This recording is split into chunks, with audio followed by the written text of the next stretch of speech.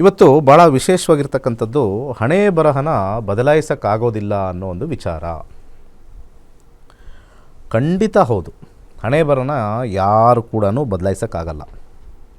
ಯಾಕಪ್ಪ ಅಂತಂದರೆ ಹಣೆ ಬರಹ ಅಂತಕ್ಕಂಥದ್ದು ಆಲ್ರೆಡಿ ಬ್ರಹ್ಮಲಿಖಿತ, ಅಂದರೆ ಬ್ರಹ್ಮ ಬರೆದಿಟ್ಬಿಟ್ಟಿರ್ತಾನೆ. ಈ ಬ್ರಹ್ಮ ಬರೆದಿಟ್ಟಿರೋದು ಏನೋ ಬ್ರಹ್ಮ ಬಂದೇನಪ್ಪ ಅಲ್ಲೆಲ್ಲಿಂದನೋ ಬರೆದಿಟ್ಟಿದ್ನ ಅಂಥ ವಿಚಾರವೆಲ್ಲ ನಾವು ನೋಡಬೇಕಾದ್ರೆ ಬ್ರಹ್ಮಕ್ಕಿಂತ ಹೆಚ್ಚಾಗಿ ನಾವು ಬ್ರಹ್ಮನ್ನು ಯಾಕೆ ತಗೊಳ್ತೀವಿ ಅಂತಂದರೆ ನಮ್ಮ ಹಿಂದಿನ ಜನ್ಮಗಳನ್ನೆಲ್ಲ ನೋಡಿರ್ತಕ್ಕಂಥ ಅಥವಾ ತಿಳಿದಿರ್ತಕ್ಕಂಥ ವಿಚಾರ ಆಲ್ರೆಡಿ ಒಂದು ವ್ಯಕ್ತಿ ಇರ್ತಾನೆ ಅನ್ನೋ ಒಂದು ಪರಿಕಲ್ಪನೆ. ಈ ಪರಿಕಲ್ಪನೆಯಲ್ಲಿ ಭಾಳ ವಿಶೇಷವಾಗಿ ಹಿಂದಿನ ಜನ್ಮದಲ್ಲಿ ಮಾಡಿರ್ತಕ್ಕಂಥ ಕರ್ಮಗಳನ್ನೆಲ್ಲ ನಾವು ಈ ಜನ್ಮದಲ್ಲಿ ಗುಡ್ ಆರ್ ಬ್ಯಾಡ್ ಅನುಭವಿಸ್ತೀವಿ. ಈ ಸಿಚುವೇಷನಲ್ಲಿ ಹಣೆ ಬರಹ ಬದಲಾಯಿಸೋಕ್ಕಾಗಲ್ಲ ಅಂದರೆ ಅದು ಖಂಡಿತ ಹೌದು.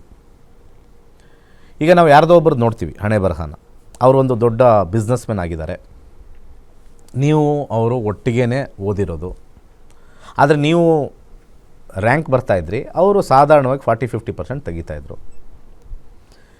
ಒಂದು 30ನೇ ವಯಸ್ಸು ಬರೋಷ್ಟಕ್ಕೆ ನೀವು ಯಾವುದೋ ಒಂದು ಕೆಲಸಕ್ಕೆ ಹೋದ್ರಿ, ಒಂದು 25,000-30,000 ಕೆಲಸಕ್ಕೆ ಹೋದ್ರಿ, ಅವ್ರು ಏನೋ ಒಂದು ಬಿಸ್ನೆಸ್ ಸ್ಟಾರ್ಟ್ ಮಾಡಿದ್ರು. 40ನೇ ವಯಸ್ಸು ಬರೋಷ್ಟಕ್ಕೆ ನಿಮಗೆ 1 ಲಕ್ಷ ಸಂಬಳ, ಅವ್ರಿಗೆ ತಿಂಗಳ 10 ಲಕ್ಷ ಬಿಸ್ನೆಸ್ಸಲ್ಲಿ ಸಂಪಾದನೆ. ಇಬ್ಬರೂ ಓದಿರೋದು ಒಂದೇ ಸ್ಕೂಲಲ್ಲಿ, ನೀವು ಚೆನ್ನಾಗಿ ಮಾರ್ಕ್ಸ್ ತಗೊಂಡಿದ್ದೀರ, ಅವರು ಕಮ್ಮಿ ಮಾರ್ಕ್ಸ್ ತಗೊಂಡಿದ್ದಾರೆ. ಆದರೆ ಜೀವನದಲ್ಲಿ ಬಂದಾಗ ನಿಮಗೆ ಕಮ್ಮಿ ಸಂಬಳ, ಅಷ್ಟೆಲ್ಲ ಓದಿ ರ್ಯಾಂಕ್ ತಗೊಂಡು ಕಮ್ಮಿ ಸಂಬಳ, ಇವರು ನಾರ್ಮಲಾಗಿ ಓದಿ ಒಂದು ಬಿಸ್ನೆಸ್ ಮಾಡಿ ಲಕ್ಷಾಂತರ ರೂಪಾಯಿ ಸಂಪಾದನೆ ಮಾಡ್ತಾರೆ. ಇದು ಹೇಗೆ? ಇದು ಓದು ಜೀವನವನ್ನು ಗ್ಯಾರಂಟಿ ಮಾಡಲ್ಲ. ಓದಿನ ಫಲಿತಾಂಶ ನಾನು ಮಾತಾಡ್ತಾ ಇರೋದು, ಓದಿನ ಫಲಿತಾಂಶ ಜೀವನವನ್ನು ಗ್ಯಾರಂಟಿ ಮಾಡೋದಿಲ್ಲ. ಗ್ಯಾರಂಟಿ ಮಾಡೋದು ಯಾವುದು? ನಮ್ಮ ಜಾತಕದಲ್ಲಿ ಬರೆದಿಟ್ಟಿರ್ತಕ್ಕಂಥದ್ದು. ಅದಕ್ಕೆ ನಾವು ಏಪ್ರಿಲ್ 20ನೇ ತಾರೀಕು ಕ್ಲಾಸಿಗೆ ಸೇರ್ಕೊಳ್ಳಿ, 7,000 ರೂಪಾಯಿ ಕೊಟ್ಟು ಸೇರ್ಕೊಳ್ಳಿ. ನಿಮ್ಮ ಜೀವನದಲ್ಲಿ ಮುಂದಿನ ದಿನಗಳಲ್ಲಿ ಅದೃಷ್ಟ ಇದೆಯಾ, ದುರಾದೃಷ್ಟದಿಂದ ಕೂಡಿದೆಯಾ, ನಾವು ಹಣ ಹೂಡಿಸ್ಬಿಟ್ಟು ನಾವು ಸಂಪಾದನೆ ಮಾಡ್ಬೋದಾ, ಅಥವಾ ತೆಪ್ಪಿಗೆ ಕೆಲಸಕ್ಕೆ ಹೋಗ್ಬೇಕಾ ಅಂಥದ್ದು ಎಲ್ಲವೂ ಕೂಡ ಕೂಲಂಕುಷವಾಗಿ ಕ್ಲೀನಾಗಿ ಸ್ಕ್ರಿಪ್ಟ್ ನಿಮಗೆ ಕೊಟ್ಬಿಡುತ್ತೆ.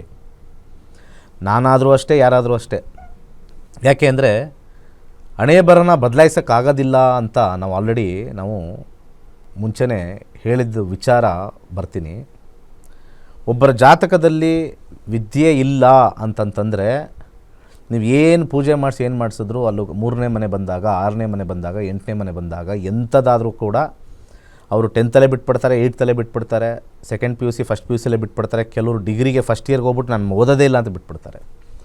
3ನೇ ಮನೆ, 6ನೇ ಮನೆ, 8ನೇ ಮನೆ ಬಂದಾಗ ಅಂದರೆ ಆಗ ಒಂದು ತಿಳ್ಕೊಳ್ಳಿ, ಅದು ಹಣೆ ಬರವೇ.